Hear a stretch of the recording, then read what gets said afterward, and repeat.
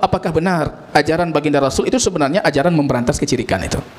Sehingga misalnya ketika dimunculkan ada 3 jenis tauhid.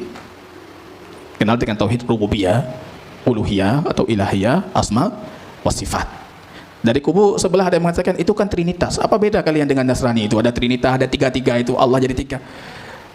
Padahal rububiyah, uluhiyah dan asma wa sifat ini cuma klasifikasi tauhid untuk mudah kita pahami, Pak. Kalau Anda tidak mau meyakini dengan 3 nama ini, terserah, tidak ada masalah.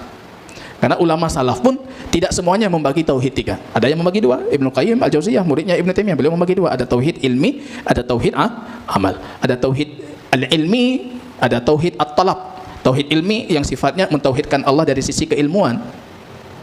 Kalau talab, mentauhidkan Allah dalam bentuk perbuatan yang dituntut kita. Kalau tauhid rububiyah atau pembagian yang kedua, ada tauhid rububiyah, itu kita mengesahkan Allah dari sisi perbuatannya Allah.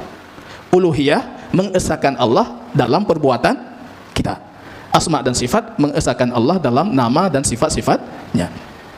Ini saya tanya Bapak, kalau kita diskusi, saya beberapa kali ada diskusi yang serupa. Ketika kita bertanya balik, Anda tahu apa tauhid rububiyah itu? Orang yang tahu hakikat rububiyah, uluhiyah, asma dan sifat mustahil menolak 3 pembagian ini. Ketika kita bertanya balik, misalnya rububiyah itu apa? Kalau Anda tidak tahu, saya kasih tahu. Rububiyah itu artinya Allah itu esa dalam setiap perbuatannya. Apa maksudnya itu? Contohnya apa? Ketika kita mengatakan Allah Al-Khaliq, Maha Pencipta, berarti Allah esa sebagai Maha Pencipta. Tidak ada Maha Pencipta selain Allah, tidak ada yang mampu menciptakan selain Allah. Ar-Razzaq, Maha Pemberi rizki, itu artinya Allah esa sebagai Maha Pemberi rizki. Tidak ada yang bisa memberikan rizki selain Allah. Kira-kira ada nggak kaum muslimin yang menolak pernyataan ini? Allah esa untuk segala yang Allah lakukan. Tidak ada, Pak. Nggak mungkin ditolak itu. Kemudian kita lanjut, tauhid uluhiyah itu apa? Kita esakan Allah dalam ibadah. Ibadah jangan tujukan yang lain, tapi hanya Anda berikan untuk Allah. Kira-kira ada yang menolak? Saya salat hanya untuk Allah. Ada yang menolak? Saya puasa hanya untuk Allah. Ada yang menolak? Tidak mungkin ditolak, Pak. Di luar orang cuma menolak penamaan untuk pembagian ini, tapi tidak mungkin mereka menolak hakikatnya. Maka kita adakan forum-forum seperti ini supaya kita jelaskan hakikat 3 tauhid itu apa.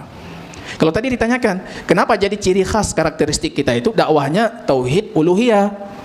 Kenapa bukan tauhid rububiyah? Karena kenyataannya di dalam tauhid rububiyah enggak ada yang berselisih pendapat. Semua orang kalau Anda tanyakan, siapa pencipta langit dan bumi? La yaquluna Allah. Mereka akan mengatakan itu Allah. Tapi ketika kita ibadah, kok kadang-kala kita tujukan ibadah kita itu kepada wali-wali yang sudah wafat, kuburan-kuburan yang sudah orangnya di dalamnya sudah meninggal, atau kita tujukan kepada hal lain selain Allah. Sebenarnya masalah Rasul dengan kafir Quraisy itu bukan masalah di rububiyah. Karena buktinya Allah mengatakan wala in sa'altahu man khalaqas samawati wal ard, kalau kamu tanyakan kepada mereka siapa yang menciptakan langit dan bumi, mereka akan mengatakan Allah. Berarti mereka tahu Allah yang menciptakan. Masalahnya apa? Ketika beribadah mereka tidak mau mengesahkan Allah dalam ibadah. Berarti masalah di uluhiyah. Jadi kalau ada yang bertanya, Ustaz bagaimana saya bedakan Ustaz Salafi atau bukan? Kalau ada Ustaz dakwahnya itu melulu tentang rububiyah, itu bisa dipastikan dia tidak mengenal manhaj salaf. Kalau Ustaz Salafi itu dakwahnya akan lebih tertuju untuk tauhid uluhiyah, karena sumber masalahnya di situ. Umat harus diluruskan dalam perkara uluhiyah. Ada yang masih orang cari tabaruk di sini, tabaruk di sana yang tidak disyariatkan. Ada yang masih menunjukkan ibadah bukan untuk Allah. Itu sebenarnya yang perlu diluruskan. Bukan lagi masalah siapa yang mencipta langit dan bumi itu.